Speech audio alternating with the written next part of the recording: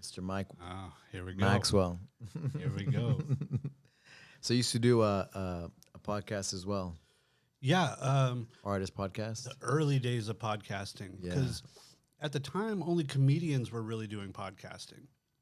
And I was like, I could see how it was working for their community. Mm-hmm. I was like, no artists are doing this. And just like put together whatever microphones I could get, figured out some way to get it online. And did it for 5 years. Yeah. Wow, that's It's still up too. Like people still go What's it listen called? to it. The Live Free podcast. Live Free podcast. Yeah. Cool. Yeah. There's probably like 130 episodes or something like that. And you would talk to artists. Yeah. I mostly like Skype calls or whatever. We'd just sit down and talk to artists and kind of, I think a lot of artists liked listening to it like while they were working. And it's like you hear these stories and you kind of see, oh, there is somebody out there who goes through something similar as me or feels the same way about something as me, when the art world can be a little isolating. Your work is done by yourself for the most part.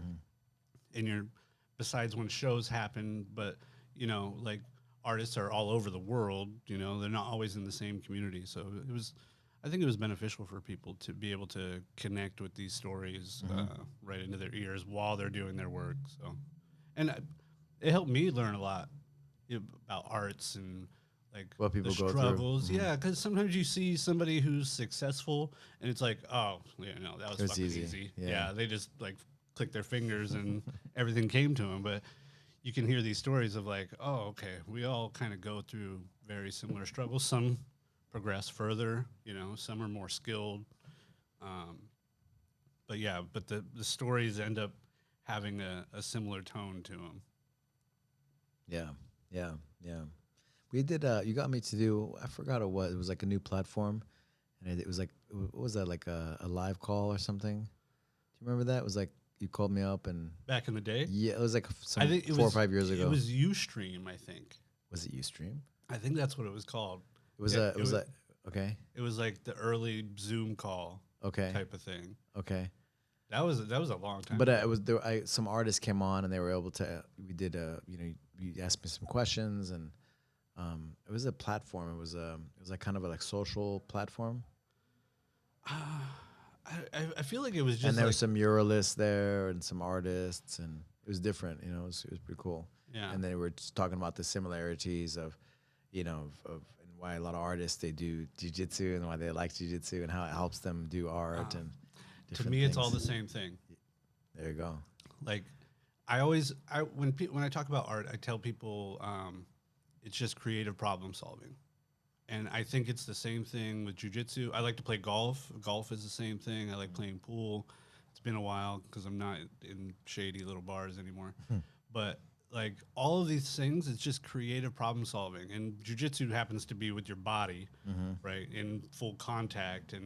But it's all happening inside the brain. And for me,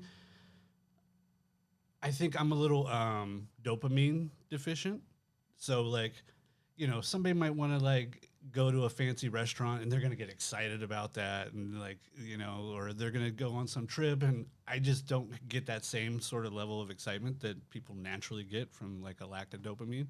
But when I do something or accomplish something, using my mind and using that like problem solving techniques in my brain, then I get like those little hits of dopamine. So it's like when you do art or finish the art piece. Finishing the art piece is like a drug. Like, I think sometimes, and like not to make it sound unhealthy, but like sometimes I'm chasing that finish line. But I'm at a space now where it's like, I think maybe early on in my career as an artist, I would maybe jump a couple steps ahead to try to get to that ending. Because there's not a whole lot that feels that same level of accomplishment, like completing a painting or, I mean, like even with jiu-jitsu, like even just hitting a submission or a sweep or just changing position sometimes is like, I did that with my brain and my body and my mind and my creativity. And so for me, there's a lot of things that like tingle that same part of my brain. It's like, okay, you did something good. We like you again. Yeah, yeah, yeah. So like we're talking about like jujitsu and that, and then I'm just because I used to when I was younger I used to love to like do art and paint and stuff, and then of course I got to jujitsu and like I haven't spent I even did some college classes, but I'm just curious. It's always in the back of my mind, So I really appreciate like all the stuff you do, Yeah, thanks. Yeah, you're right. So what were we talking about? Um, just on like you're saying it is the same thing like jujitsu and art, so could you like talk a little bit more about that? Yeah, I just think it's like whatever the creative problem solving space is in the brain, whatever nodule it sits in, it's triggered and like enhanced by these things that we do, Yeah, right? And it's like I said, like like not being excited about certain other things that maybe like just an average regular person is going to get excited about. It doesn't do it for me.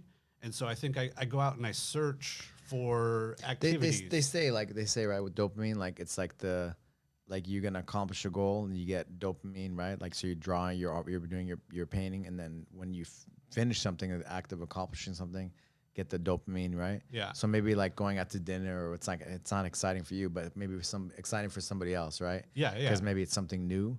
Yeah, right? and I think there's a couple things there too. Like I think these activities they do two things for my brain. One, it's that accomplishment thing. Like here's a task that's, 2% of the world are gonna try to accomplish, maybe, and but also within these sports or arts or whatever we're doing, there's an easing of the mind too. And I think this is what's one of the more beneficial things for me is, my brain has 13 things going on in it at all times. There's a song, I'm singing a song to myself. I'm thinking about a book. I'm thinking about what I have to do tomorrow, then dinner, and the whole gambit of things. But on the mat and in the process of painting, and like I said, even out on the golf course, it's gone. It's completely clear. present. Yeah. It's focused. I'm right there. There's nothing else occurring that's going to really interfere with that. Of course, something could happen, but like in those moments, it's clear, present, and calm. And I think, life can be chaotic. Like Yeah. being able to find those moments of peace and tranquility, even when somebody's trying to strangle you to death. Yeah. Air quotes. No, that's it, right? That's it. And it's like I think that's yeah. I'm sorry to talk about like I just remember like being, not that I'm like but I had a passion like when I was a kid growing up doing it, and I would spend hours and hours and hours like just being in the zone, So it's like the same as jujitsu. That's how I look at it, Like you're just like if you're so into it, you're so immersed in it, you don't think about anything else, and the time would go like that. You can't do jujitsu like that because you're so physical. But I would be like in the zone, and the time would go by like 4 or 5 hours, 6 hours, whatever. Right? That flow state, whatever you want to call it. I feel like I'm a master meditator while having never done any like real like guided meditations or anything. It's time goes away, hunger, the Right. need to go to the bathroom, Right. all these things disappear because Right. it's such a hyper state of focus. And I think for me and probably for a ton of people, there's a lot of good health benefits to that. Yeah, 100%. Yeah. I say this story sometimes. My wife, we went to India, like, I don't know, like some years back. And there we had this tour guide, and he was philosophy and, I don't know, meditation, PhD, I don't know, something crazy like that. And I was like, oh, that's interesting. And he was just I was asking him questions about it. I was like, yeah, the act of doing is is meditation. Yeah. So, because people think, oh, you're just like sitting there and just meditating and thinking about nothing or doing nothing, whatever. Yeah. But it's like the act of doing is your meditation. And I could relate that with jiu-jitsu. Yeah. And then just because when I remember those hours, like the way it just, I'm like, man, like the whole day's gone. And I was like, where was I? Yeah. And That I was happens like to in me that- all the time in the studio. I'm like, I feel like I just got here. Yeah. And now it's time to go. Yeah. Like, where did it go? And it's beautiful, It's like, wow, we're like, just the fact that you're so immersed, like you're gone. Yeah, right? I need that for some reason. For my brain chemistry, like requires it. and because you're probably wired a certain way, you're able to do that.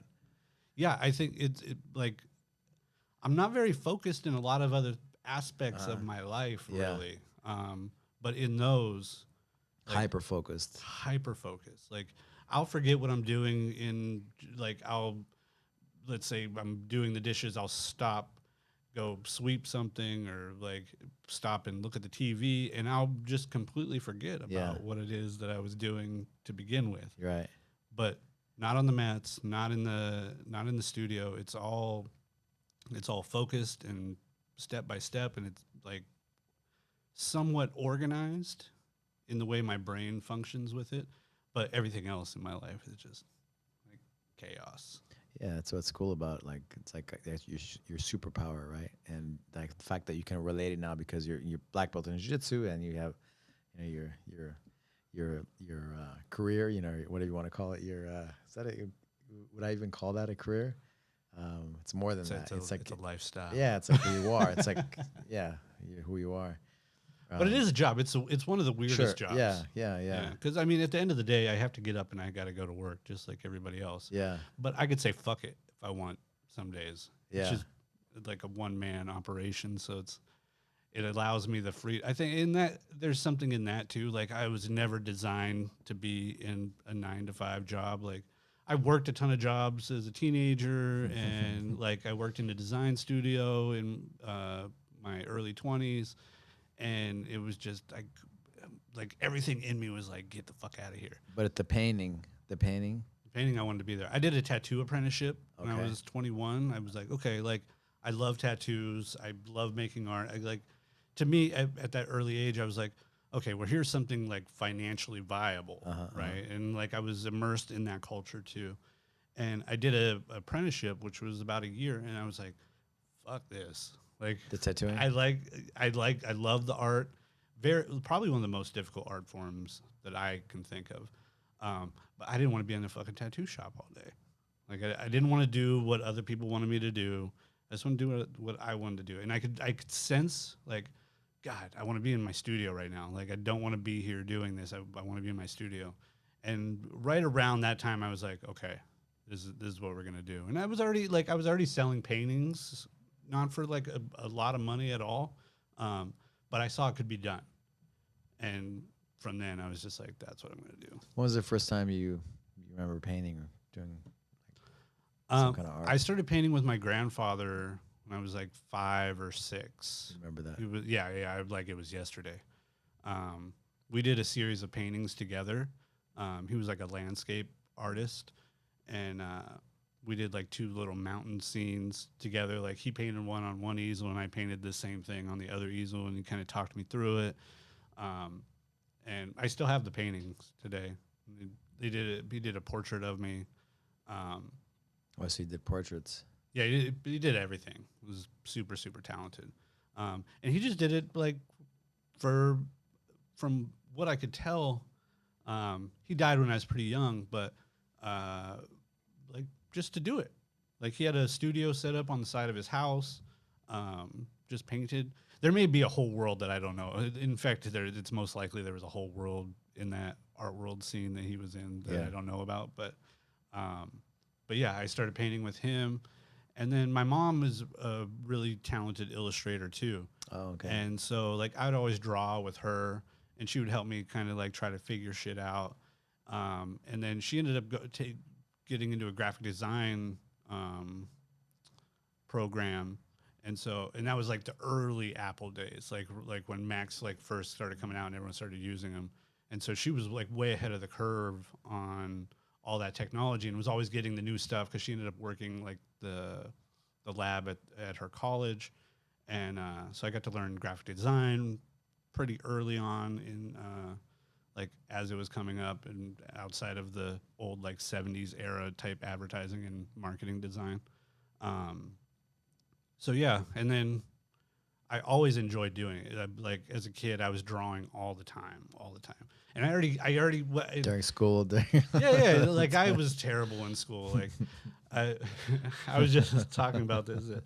Like I was the student that was like, you're so smart and you have so much potential, but if you just applied yourself. But I didn't give a shit about applying myself. Like I knew kind of what I wanted to do. I enjoyed reading, I enjoyed learning, but I wasn't doing homework. Like I just didn't care to do it, and I was kind of like stubborn enough and like self-serving enough that I was just like, well, I'll figure it out. But yeah, so I just continued making art, and it would be like I would just draw something, show my family or my friends. They'd say, "Oh, that looks great," and it would feel good, and then I just put it in like a box somewhere. Like I still have boxes full of all those old drawings somewhere in storage. But right around, I guess I was like 19 or 20, I started working for Shepard Fairey, the Obey guy. Oh yeah. He did the Obama posters. Oh yeah. And Yeah. super well-known artist and graphic designer. And through him, so I basically got a job as an assistant, but the assistant was in the design studio. I was in the print shop. I was mostly doing shipping, honestly. But while in that space and getting paid and surviving, I was also making my own art, but seeing what could be made or how to kind of progress as an artist in this world. So I was like, oh, okay, you could do graphic design and work for companies doing logos and T-shirts and whatever design somebody might need. I did like a couple album covers, like some platinum plaques. Like I think I was 21, started doing some work with Atlantic Records, which was crazy. I was like showing up to a meeting at the head of A&R's office, just like a knucklehead 21-year-old. Yeah. But I essentially got an art schooling while I was at this job because there's a bunch of artists and a bunch of designers. So I was like, okay, here's, You can do it. you can make work. You could do this commercial work to subsidize the fine art, and the fine art can actually, do enough on its own too. So when I was working with them, we got a gallery show that we did, and ended up selling all the pieces that I did in the show. I was like, okay, like I can fucking do this, and just have been at it ever since. Wow. Yeah. That's cool. And I still love it too. That's the thing. Like, it's funny. Paintings can be boring as shit to paint sometimes. Like, it can be monotonous, and sometimes you fall out of that meditative stage, and you're just like, I just want this to be done. But at the end of the day, every time I get home, I'm like, I want to go back. Like, I still am drawn. I still have the same passion for it. Yeah. As I did. Maybe a little jaded now with the whole art world, but beyond What's going on with the art world? Just AI and all that stuff like that? No. I don't think AI is going to be a problem at all. I think it's great. Yeah. Like, it could be a great resource for artists, but I think what the main issue is sort of copyright issues. So, like, they're running through all the algorithms of like snatching people's imagery and readapting it to something else. So just changing it slightly enough. Yeah, and it's like, I'm probably not the one to speak on it, but like 10% or whatever it's got to be to. Yeah, I think they're just different enough. I mean, I haven't seen it. Like, I've played with it, and I haven't been like, oh, that looks like so and so. But apparently, like, it's funny. There's a lot of artists right now who are putting up these, like, I own the property to like as if a Instagram story is a legally binding document. Mm-hmm. But it's just like one of those like trends that people will do to, like, they want to protect themselves, obviously, and they think that if they post a story saying that this is my work, that it'll do anything. But obviously, it's a problem for some people. I know. It's a big issue for graphic designers, 1,000%, because anytime you saw an image for anything marketing, even if it's like a show poster or something, like, people can actually make their own thing now and print it and create their own art. Meanwhile, bypassing the people who have been working at it for a long time. So I think that's one of the main issues, but I think that it still is too flawed. Like, people are going to know if you're kind of cheaping out and not, getting an artist to do something. At the end of the day, I think the human creative mind is always going to be better than a computer generated version. always. Like, I think we're too in tune with what we do. You feel, right? You feel yeah, it. you'll feel it. You'll know that there's something different. But that doesn't mean that there isn't plenty of room for it to be used for certain things, right? Yeah. Like, and we're so adaptable. Like, we'll figure out how to like work our way around it. Yeah, it was cool, man. When we do a podcast, you know, but for us to do a podcast, the first thing you started talking about was the brain, you know, because it's like, you know, I do my podcast, Brazilian Jiu-Jitsu, of course, like fighting, the brain and human potential. And so like you're just talking about the brain and just how it's all interconnected, right? Especially like this creative part of like you're a painter, an artist like that, but it's all like the same creative process in a way, you know? It's like the same nodes that are sending messages to each other. Like it pleases the mind. Yeah. The same way. And it's anything, I think it's anything that we don't know the answer to and figure out. Like, I love being able to ask myself a question that I know that I don't know the answer to yet, and almost like let my brain try to figure it out. Yeah. There's going to be problems there. Like, you're going to make mistakes, but those are some of the greatest teachers anyway. You were telling me about your grandfather and your mom, and just you know, like how we're born with all these pre-programs, right? Like, it's already in us, like their DNA, all their experiences, all their, you know, their grandfathers and all your lineage, right? All those experiences, all those things are inside of us, right? I believe that, you know, because I know that there's, you know, like traumas can pass on. They say like 2 generations, right? Yeah. Like there's like, you know, genocides and those things, like they say that, you know, it's who knows. And it might not be conscious, but something of that is still written in the DNA that was transferred from generations. It's still very strong, back. Like two generations. And I think skill kind of goes that way too. Like, I hate when people are like, "Oh, so you were just born with that ability." I don't think that that's the case. Like, I can't dance to save my life, but if I started and learned and took the time to practice and found some sort of joy in it, I would figure it out. But like, I couldn't just paint like right out the womb, you know? Right, like, of course. It's a skill, yeah. It's a skill. And I think it's more so having the type of mind that is interested in pursuing those goals, knowing that you're going to get some sort of mental reward and be able to, you know, accomplish something that drives people to reach these types of mind states. And and I feel like it's almost subconscious. Like, it's not like a personal choice. It ends up being just like who you are and how you are. How did you start painting portraits, like people's faces and those kinds of things? It was always what I was most interested in. I think I've always been, I'm very conscious of minor facial changes. This is, you know, I don't know how valid it is, but when I was born, I was born deaf, essentially. Deaf. Wow. But not because my eardrums didn't work, but because the holes that lead down into your ear were essentially sealed up. So I could hear, but it probably was like more like mumbles and doctors didn't realize it until like I was like, I think almost 2. Wow. Maybe. Okay. And so I think that those early years, I was so focused on paying attention. The visual, yeah. Yeah, paying attention to movement and how people responded and how people acted, that like it gave me some extra sense of being attached to the human face. And other than that too, like it's just fun to draw. And it's like, it's such a bizarre thing because we all are made up of the same parts. Like, they're not that much different, but slight variations give us all the variety that we see in one another. So like, it's very easy to fuck up a portrait, like just with a slight angle change of a line could change everything.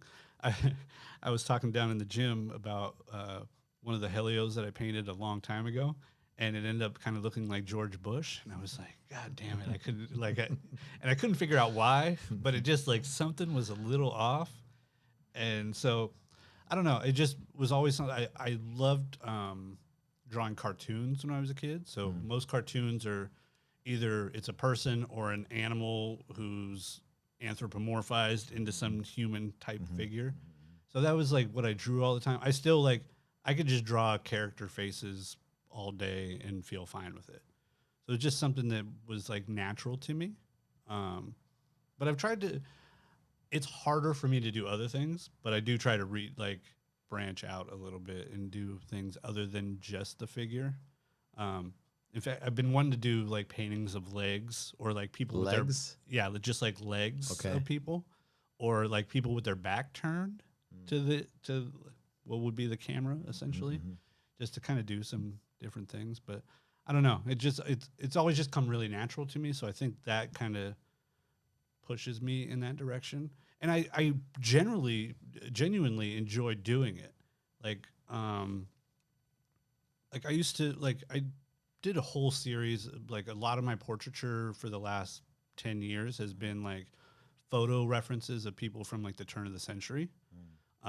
Like photo styles where you had to sit for a really long time and not like put on like the fake smile face. So people like would be their selves more often. And I found something really interesting in that, and like really like using that time frame for like photo references. And then like I get a lot of commissions too. Like I've painted a lot of grandmas and grandpas and uncles and brothers, and and for a while there, like I had this moment where it's like, like I'm just like a little monkey with a paintbrush, like just painting people's relatives or whatever. But I realized like after a few years ago, like this is something really meaningful for these people. Like these people are getting this because of a real sense of love and pride and joy. And I've gotten some of the best responses back from some of these paintings that, as I'm doing them, I just feel like a little bit mechanical about it. But realizing that like this is going to probably be in their family line it's going to pass generations, most likely. It's going to be some like, if somebody passed away, it's going to be some remembrance of loved ones. And it came off, I was like, oh, this is more powerful and meaningful than I thought. Because like painting a lot of times, because of what I was saying before, it can be a little selfish. It can be self-serving. Like I'm doing this to ease myself a lot of times. I'm doing this because this is how I want to spend my time.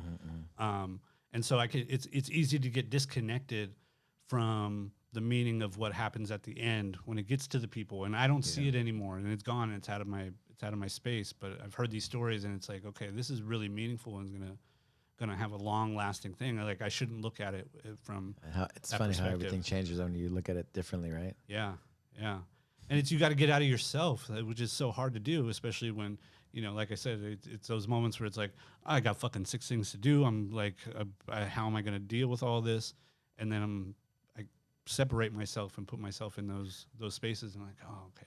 You did Joe Rogan's for his podcast. What are some favorite Joe Rogan's logo for his podcast? Yeah. What are some other favorite just things you've done? Like you're talking about some of the stuff that you've been commissioned. What are some of your favorite people and why that really meant a lot to you? There's so many. I mean, it's hard, right, to choose.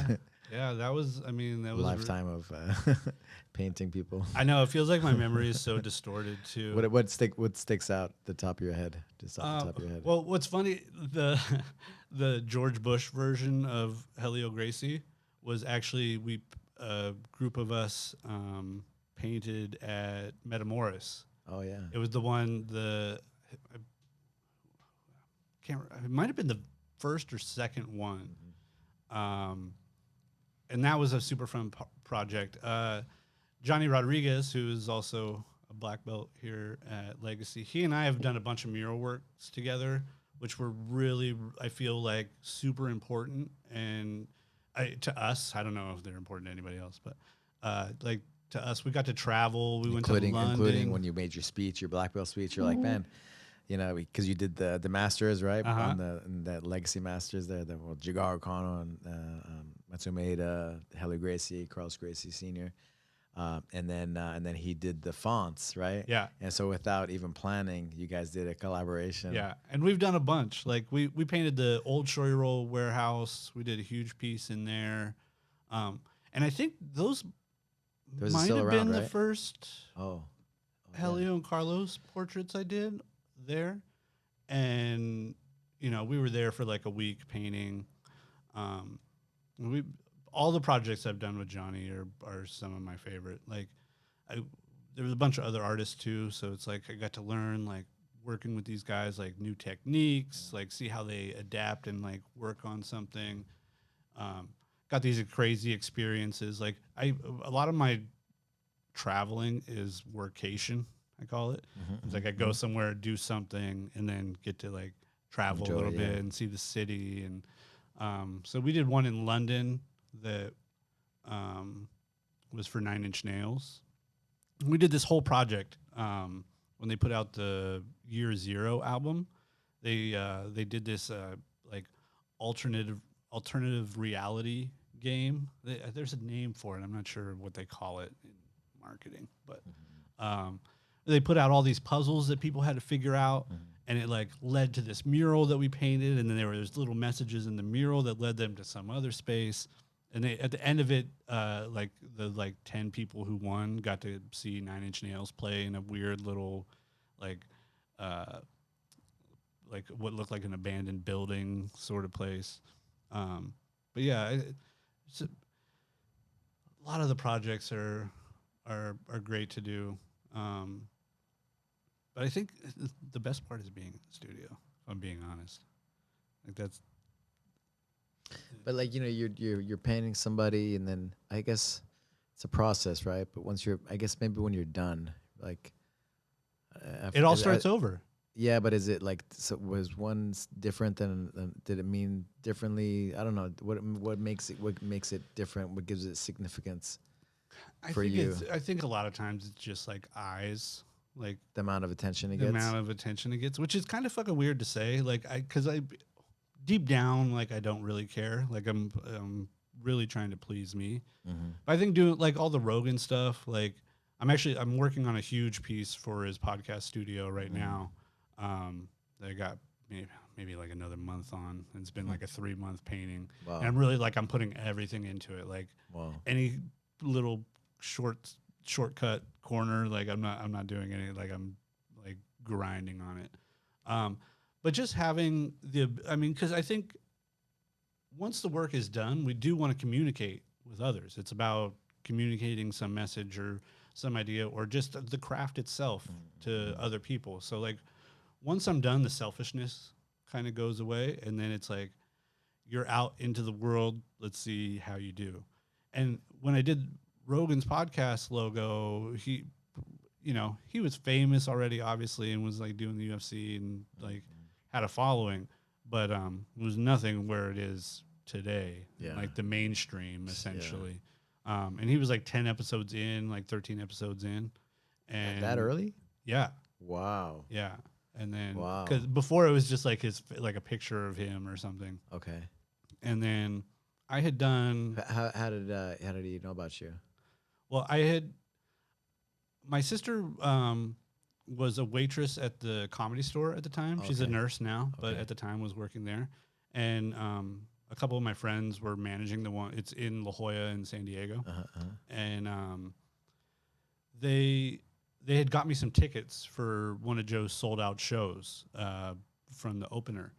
And so I ended up, I went to the show, whatever. And like a couple weeks later, the manager from the La Jolla store is like, hey, do you think you could do a poster for us for just like for their little front marquee? And I was like, yeah, no problem. Like you got me tickets to the show, excuse me, whatever. And sure, like I'll just make something small for you, whatever. So I did that, and he ended up seeing that because one of the guys that was doing the show was Ari Shafir, which is his buddy. And so somehow he saw it and was getting ready to do a show in Chicago. And then directly after that was a 420 show in Atlanta. And this was, the anniversary just came up of it because it would, like showed up in my like Facebook memories thing. But I ended up doing a poster for that show. Got to travel to Chicago with the comedians and go to a UFC event and hang out. We went and played pool in some shady little pool hall. And then the poster for the Atlanta, the 420 show, is the same image of his face that's on the podcast logo. And then I just added a microphone and a little like words around there and went from there. But now it's like, you know, millions of eyes seeing that all the time. Like, to me, it feels even like deep down, I'm like a little cringy about even like still like talking about it. So long ago. I brought it up, right? No, but I do too. I'm not saying not that I even thought about that, but you know, we've been actually. I think I met you when you were doing that Helio Carlos Gracie Senior portrait or show role. That I think I met you because Johnny was there, and then it's like, hey, this is Mike Maxwell, and then I was wanting to do like the Masters, and then we got then we started. I think you got the first set. Yeah. After that. Yeah. Sure. I think so. Yeah. Because it was pretty early on. Yeah. And it meant something to me because when I saw that, it was like, oh, that's I don't know. I just felt it, you know. Yeah, and that's when he did that. That's the thing. Like a lot of times we have to like. It's different than getting like pictures. It's different than, I don't know. It's different. It's like you guys live it. You guys are like these crazy artists, you know. Yeah. And like good, you know, good like focus. Good crazy. Like, yeah, just quality at the highest level. You know, like talented guys, you know. Yeah. So yeah. That's what I said. Like when. And then the fact that you guys were together, I think too. I was like, it kind of happened organically, naturally. And that's how I like it to like when people get attached to the work for whatever reason. Like I want them to have like a visceral feeling, and maybe even not even be able to explain it. Yeah. Like I can't explain it. It's kind of what I aim for. Like for me, that's the best case scenario. Like you say, I paint a lot of portraits, so sometimes it'll be like a portrait of somebody that somebody already automatically loves, so they have some different attachment to it.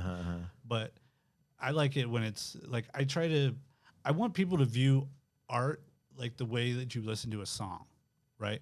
Like you hear a song and you attach it to some kind of experience that you've had before that maybe has nothing actually to do with the song, but it triggers some sort of memory or some sort of feeling or some sense. And I want people to look at visual art in that same way. I don't know if they do, but that's I just had a memory now. We're talking about all these things of you painting Holes Gracie at the Worlds because the Worlds was just this last weekend. Yeah, I was thinking that might have been the last time I went. Yeah, and well, I was there. I remember talking to you, and I remember you doing it, and I'm like, and then when Johnny mentioned you, I was like, oh man, that's crazy. And then we did it, where you did it. Yeah, that's why maybe it just connects all these years and histories and memories. It's funny to have the jiu-jitsu world and the art world kind of collide for me. It's been a huge support system, and I think it's because people who are out here training on the mats, they might intuitively get the thing that I'm talking about, like with the mind and the creative problem solving without going through the steps. Like I almost feel like they can appreciate art in a different way. I might just be biased in that thought, but I talk to some singers and call it artists what would I call that, like vocal or whatever, not painter artist, but like a performer, right? Like singer, songwriter, yeah. And like where do these ideas come from, right? And it's like, you doing, you maybe getting a photo, whatever, but still, it's like your uniqueness and I don't know. And a lot of times it comes from nowhere, right? That's like that. I remember seeing that first thing with Helio and Carlos Gracie. I was like, wow, that's really amazing. Yeah. And so sorry, I'm having all these like flashbacks and feelings about this stuff, but yeah, it's different, right? It's something. That's also what I mean about the creative problem solving, is that we ask ourselves a question that we don't know the answer to, and the thing that we're asking the question to, our own mind, actually comes up with ways to deal with it. I think that was the first time that I saw like that kind of level of art with jiu-jitsu. Yeah. like the work that you and Johnny mashed did together. Yeah. I was like, oh. Yeah, I don't think we wow. saw it before.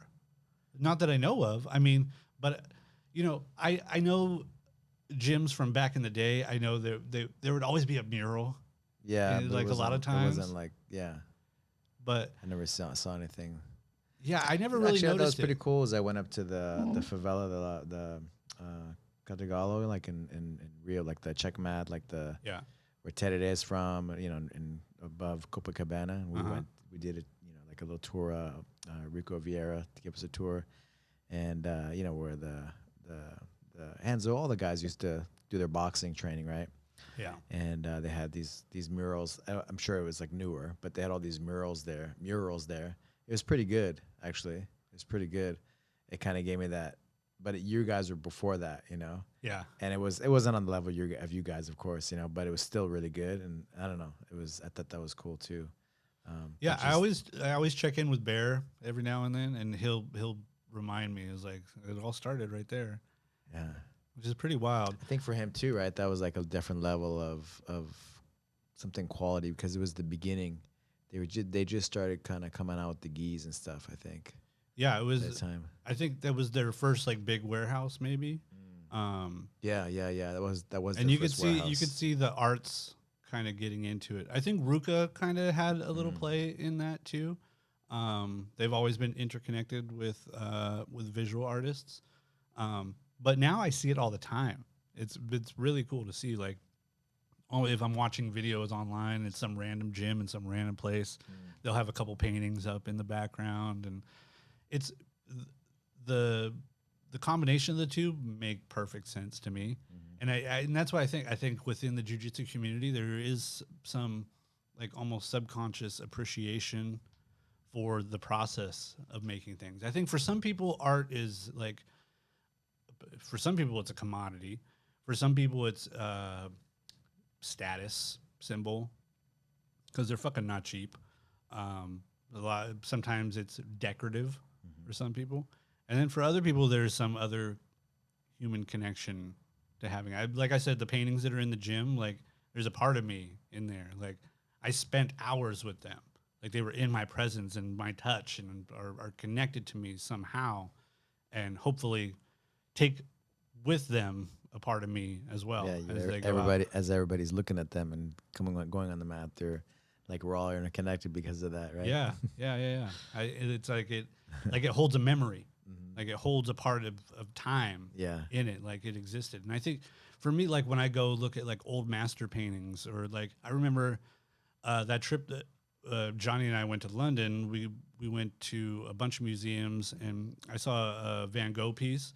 And it was like it hit me. It was a small piece, not super impressive in terms of like what art is, but like I was like that's like there's a human connectivity there. Like I felt it. What like, about in my Van chest. Gogh? Did you like, or that piece maybe? I loved, like, actually Van Gogh is one of the guys that I really liked because it was strong, just as strong whatever the strokes, and it's just like rah, like very like it's strong, you know. He didn't try. I think that I have a similar sort of. Our styles are different, but it's I like to make almost surrealistic realism, right? Like I like to make real things, but I like them to be clearly not perfect.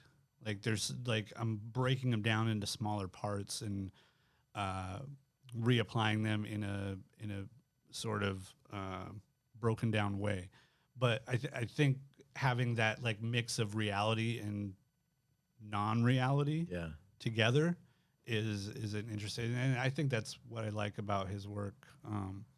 And I'm not even like it was just weird to see something that was like, okay, this I know about, but to see it in person, like it was like I felt like I got punched in the chest almost. Like I and it's something like maybe words don't really describe, like, and maybe that's for the better.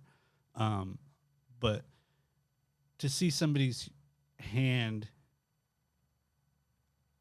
that's been gone for a really long time, just connected with me somehow. That's why I love graffiti. Like seeing somebody existed here in this time, in this moment, did this thing while they were here, and a part of their little ghost is, you know, whether they're alive or dead, but like a part of them is still there. Like there's some human attachment. Like people hate when like somebody does something, like carves something in a rock in a national park or something. But for me, I'm like, somebody was here.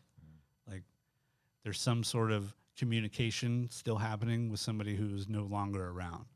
And I just find something important in that. The caveman that did the it's the exact same thing. It's like, okay, you were here. And I think that's why a lot of artists make work too. It's like, I'm only going to be here for a certain chunk of time. But if I make a bunch of things, that connectivity that I have that I could maybe regenerate will be here for generations. Yeah. But I was trying to say musicians, like artists, like, you know, the singers, musicians is like the same Anybody thing. who makes something that didn't exist before they made it, to me, is an artist. They could make the fucking Mona Lisa 6 times, have it look exactly like the one in the museum. But if they made it, each new one, like, they're an artist. Like, people would like to kind of gatekeep that term, or it's like supposed to be so like this high value thing. But I think if you create anything that didn't exist before you created it, you're a fucking artist. Yeah, cause some of my friends are musicians, and so yeah, all the stuff that you're creating, it's like it goes past your time, right? Yeah, it's there. It's there in the quantum field. I think that's the point for a lot of people, whether they know it or not. I know for me, it's definitely a part of the factor of like, I'm trying to exist longer than my existence in some form. And this seems to be the best one for me. Well, it's interesting, right? Because some years back, I was like looking at a lot of AI stuff, and Ray Kurzweil is like a future guy, you know? Yeah. And, you know, just basically it kind of started to make me sad. Like it doesn't matter like what you do, because everything's going to just be, you know, automated or whatever. And so like I stopped looking at it, and then I actually watched him on Joe Rogan, you know, and I was like, no, it's not going to be like that. And then you watch The Matrix, right? And the old one was us fighting the machines or whatever you know, but the new one, right, where we work together. And so there's always going to be as long as there's humans, right? Like the human element part of that, you know, they're going to work together. It's going to make things right, you know. For me, I'm okay with a timeline. I know that at some point the sun is going to expand and burn Earth to almost nothing, and then there's going to be nothing. I'm a bit of a nihilist, but not so like dark about it. Like, at the end of the day, nothing fucking matters. Yeah, but exactly. I don't mind taking my little chunk of time to where it might. Either way, it's cool. It's cool. It's meaningful to me. You know, I always tell them like, man, it's going to be past your time. You know, so that's pretty cool. You know? Yeah. And however it affects the universe, and you know, it's there. Yeah, right? and it's out of your hands. I think as an artist, like once you, I always get weirded out by artists who like want to keep their paintings, who don't like.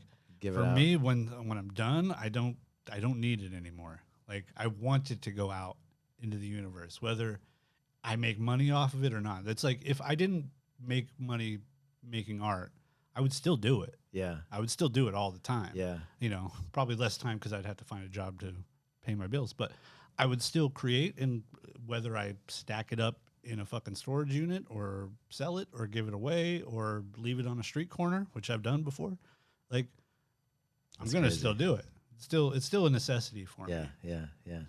Man, you started painting faces on rocks. Yeah. I remember on Instagram or Facebook or one of those things, you know? I haven't done it in a while. Yeah. What was that? How did that happen? I don't know. Well, like early on, painting is really expensive. Like paint materials are really expensive. Yeah. All the canvases, I like to paint on wood, all the panels, all really, really expensive to do. So like early on in my career, I would go to like thrift stores and go into what they called the bric-a-brac section, where it's like everything is just like 99 cents.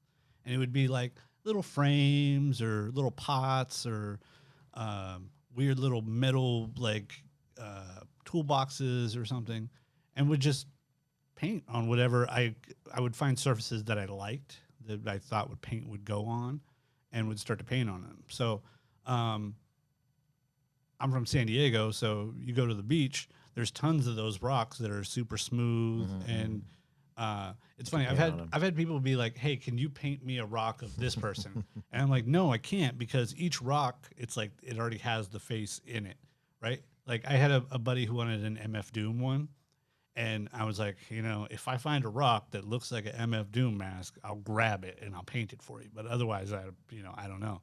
And I actually found one that looked like a fucking MF Doom mask and painted it for him. But I think he's the only one that's actually got like a commissioned one. But it's just something fun to do, and it alleviated some of the costs. Really, sometimes that's what it boils down to, is like being resourceful.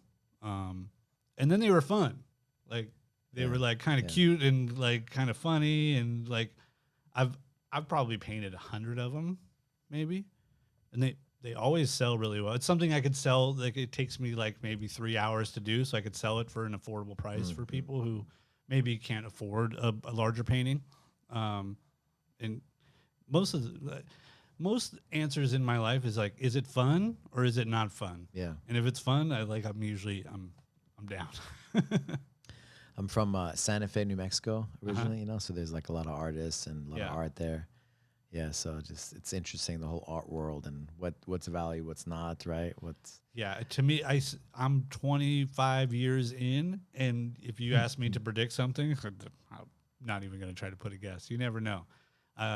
It's like this weird mix of the right exposure, maybe the right education. A lot of times it's who you know, right? Like, I mean, that boils down to a lot of business, I think, generally. Like how you network with people, how you act in public in these environments where you might get to meet somebody. Yeah. For me, my goal has always just been to do the work. If I do the work, like everything else should come along. If I put in the hours and, stay on the grindstone, I think you can find some level of success. And, success is subjective, right? But for me, it's like, if I could survive and pay my bills, you love, why would I not? Yeah. Why would I not? Yeah. And there's always the opportunity. You never know. Like I couldn't have predicted my own rise or like timeline, right? Like, and Bukowski's one of my favorite writers. Hope I don't get shamed for that. His gravestone says, "Don't try," or "Do not try." I think it says "Don't try," and that's kind of the kind of ethos I've taken throughout. Like, what I'm trying to do is work. Everything else should come along with it from putting in the time. And I'm lucky enough that it has. Like, so I kind of try not to try as best as I can. Yeah, just do it. Yeah, just get out there and make the work. And, you might find success. You might stack all your paintings up in the fucking closet, but you made them. You did it. And that, I mean, ultimately that's the goal, is to make the work. What about giving out? You paint and then you give it out to somebody. What makes you want to? Do you ever think about that?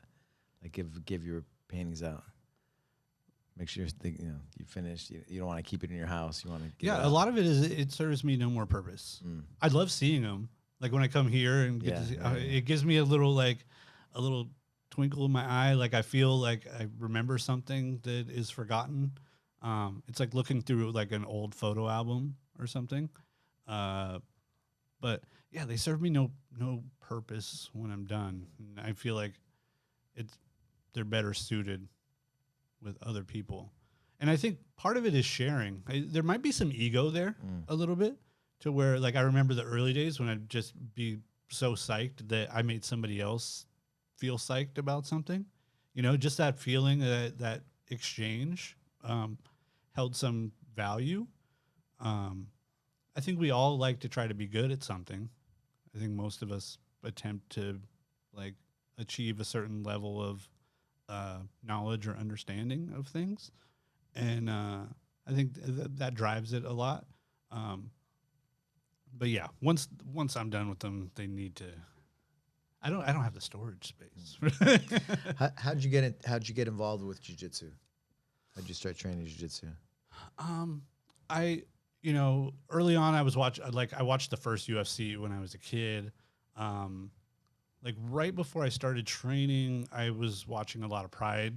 I had a buddy so had you're like a part of the culture then, huh? yeah, he had a buddy had like the full like all the DVDs, all the yeah. We're going to Blockbuster, back in the Blockbuster days. Yeah.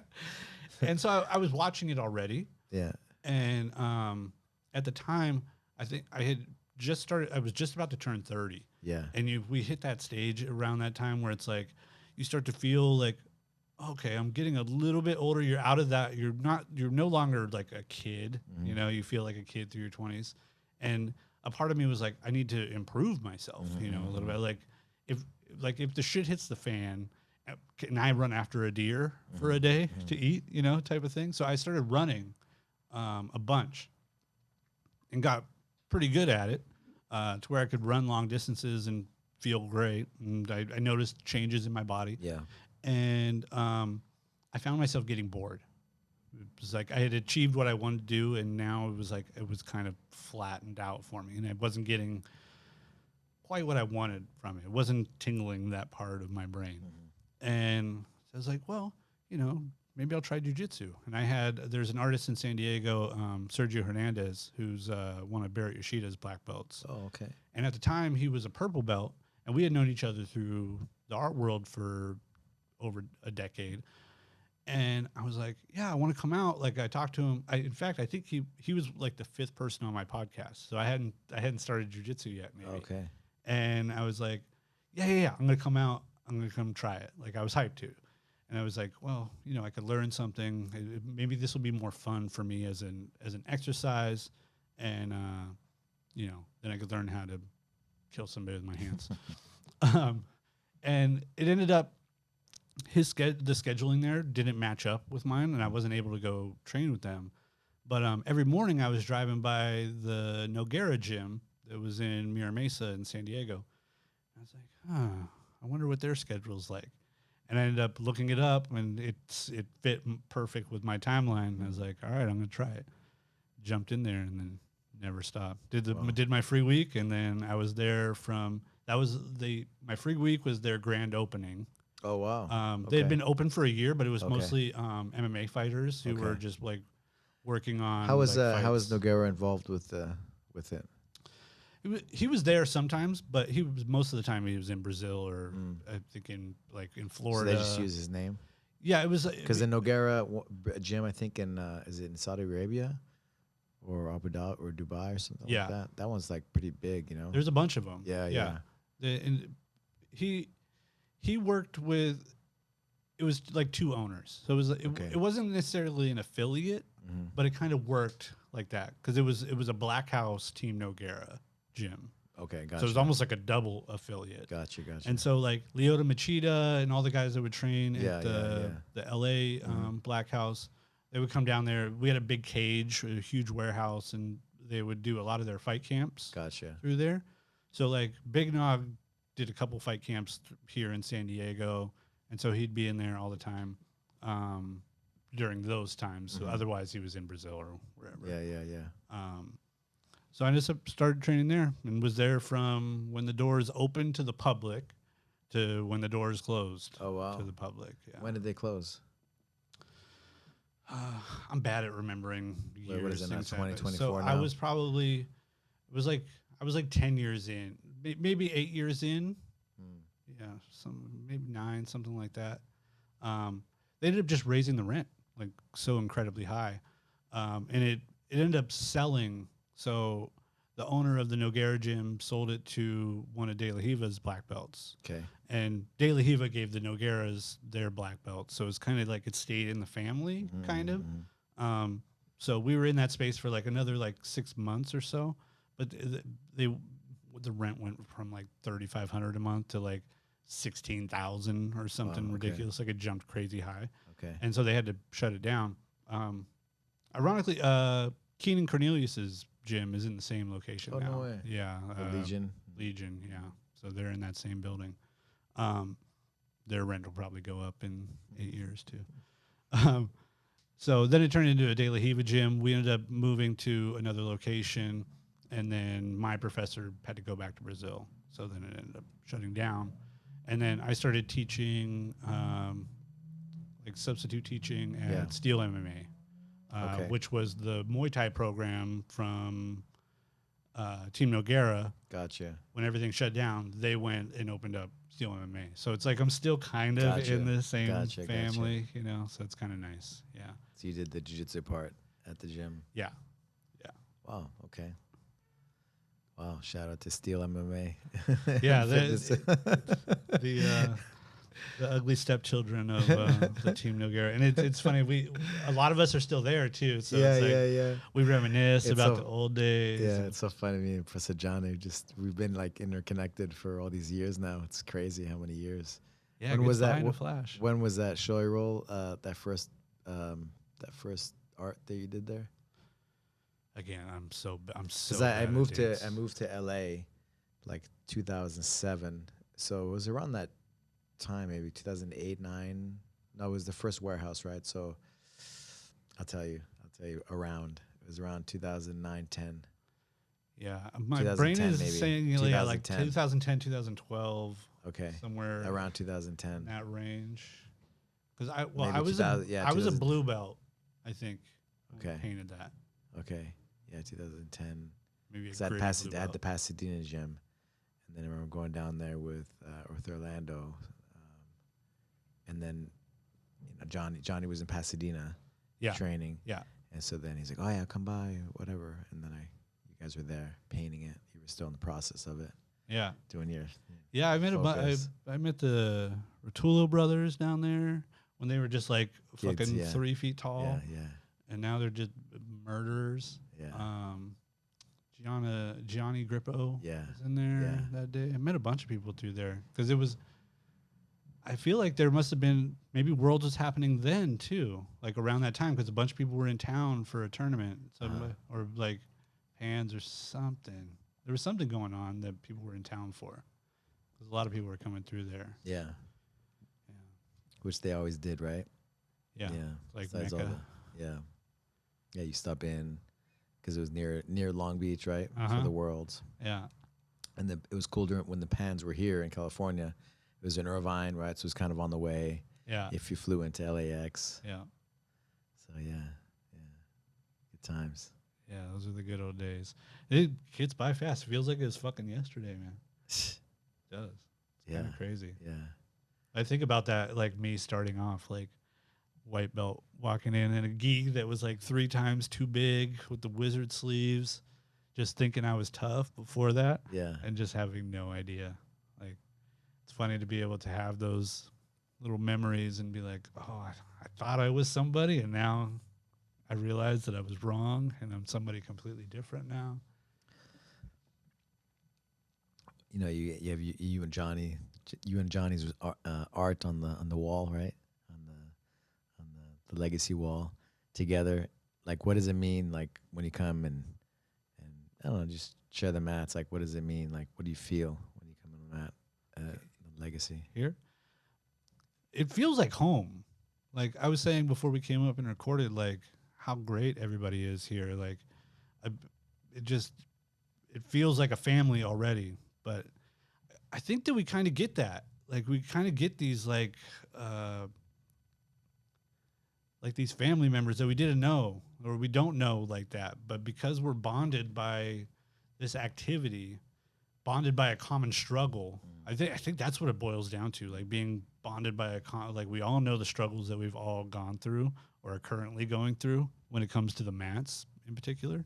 And oftentimes off the mats, you know, we spend so much time together. So, you know, it's very personal, you know, and we get to know each other in ways like from our highs and our lows, and that occurs on the mat. It could be it doesn't have any, it could be just in the nature of rolling. Like we see each other in these like highs and lows of like the grind. And I think it bonds us. I remember, I'll give an example. There was the really big fires that happened in San Diego. We had 2 massive ones that was like everybody was freaking out. And I walked into a grocery store and I could tell everybody in that grocery store, which was right adjacent to a fire, they were and probably people getting supplies and shit. We all were thinking about that fire. We were all thinking like, oh, what's going to happen? Is it going to burn everyone's property down? Is it going to affect our lives in some way? And we were all commonly thinking about it. And there was a bond between perfect strangers in a grocery store who would probably just ignore one another. That was like the feeling was palpable. And I could sense that everybody else sensed it too. Right. And so that bond made us kind to one another. It made us taking care of each other. It made us feel empathetic. It made us feel sympathy or, just got to take care of each other. Yeah. And I think that that's what we get as jiu-jitsu players in this community beyond, all the surface level stuff. We're bonded by struggle. And I think the longer you're in it, the more that becomes common, becomes noticeable. There was a Joe Rogan with Terrence Howard because I kept seeing these reels, Yeah. I didn't watch it, but I seen a bunch of clips. Right, we know as an actor, right? Yeah. But he's like this genius, right? All these patents, like 70 something patents. Yeah. And he was talking about the periodic table, right? And the different elements, right? And how it's it's looked at wrong. It's looked at wrong. It's like frequency, right? Like it's frequencies, right? Yeah. And so I look at, like an atom, like there's, Joe Dispenza, have you heard of him? Like guided meditation. He does like he has a book called Becoming Supernatural. Okay. And he just talks about how we're energy. Yeah. Right? We're energy. Yeah. Like the way our eyes are, the way we're like constructed, like we can't see through each other, but we're energy. We feel things when we're near people, or when we see art, or we hear music, right? Or the energy goes up or goes down, right? Yeah. Oh my God, I lost my train of thought. But yeah, so we like that electric sort of. Yeah. No, so the Joe Dispenza, he calls like an atom, right? It's like 0.0001 mass and 0.999 energy, right? So we're energy, right? Yeah. And so just all those. It's just very interesting, right? The frequency, and like even art, like raises your frequency or lowers your frequency depending on who you are, because we're all different. We're all like formulated different. Yeah. So and all those atoms are communicating. Right, well. Right. And so like you look at I don't know how it works with quantum field. I'm not some quantum physicist or something, but just you feel things when you look at depending what you see, what you smell, you feel things, right? Yeah. And so it's very interesting, right? Because it does connect us.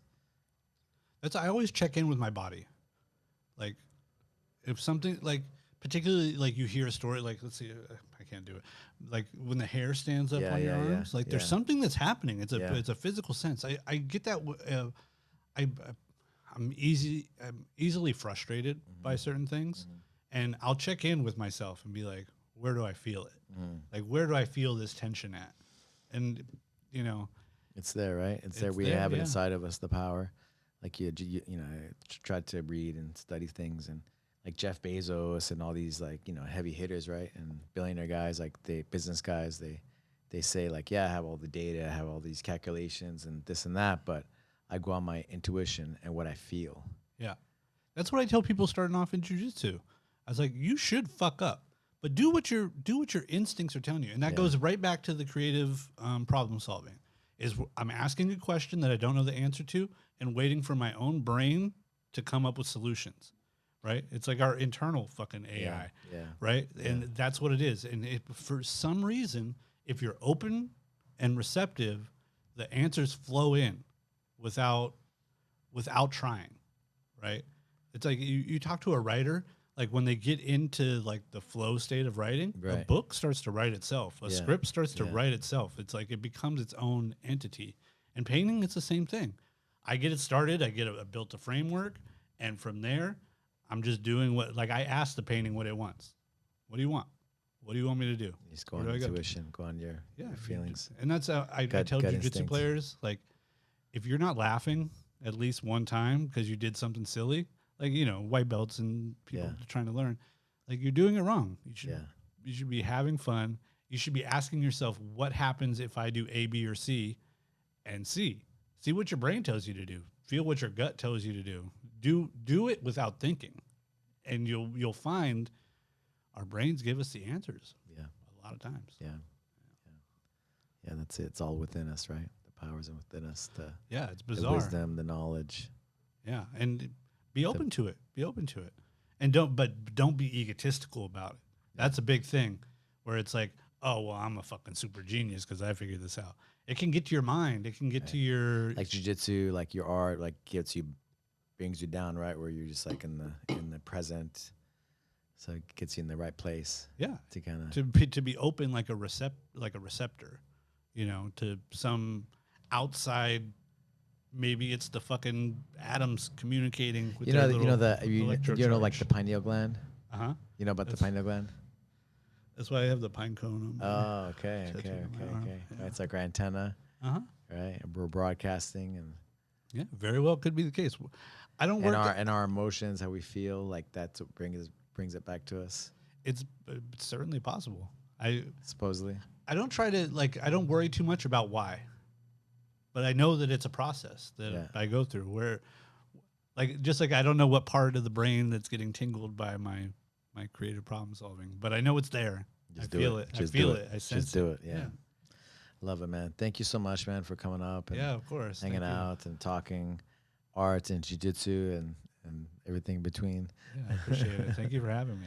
I love your paintings. Thank you. And such an honor to have you on our wall. Yeah, thank you. It's an honor to be there with us every day. Yeah, good. In different spots too. So yeah, I love it. Pretty amazing, man. Thank you, brother. Thank you, man. Thank you. Where can people find you? At Mike Maxwell Art on the Instagrams. That's the best place. I haven't posted anything in a long time because I've been working on a really big painting that's taking fucking forever, but stuff does happen. Awesome. Thank you, brother. Thank you. Good.